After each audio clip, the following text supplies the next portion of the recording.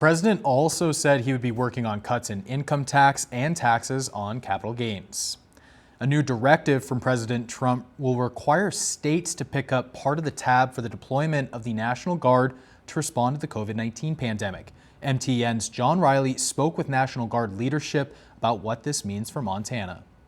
FEMA has been covering 100% of the National Guard deployments responding to the pandemic, but that is slated to end August 21st following a new directive from President Trump. From there, states will need to make a 25% co-payment of total funds.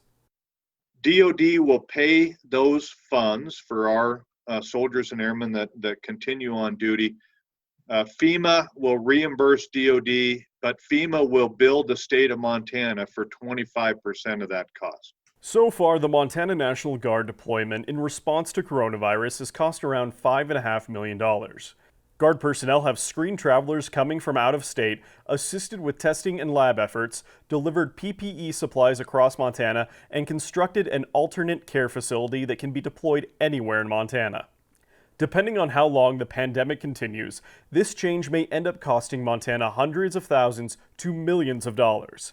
The governor does have some options to address the additional costs. Traditionally, under state deployment, the money would come from the state's disaster fund. CARES Act money allocated to the state can also be used to cover the costs.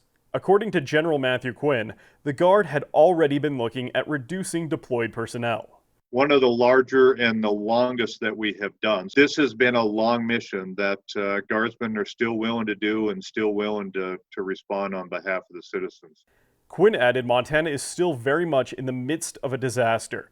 Cases are still high, and the state is losing Montanans to the virus regularly.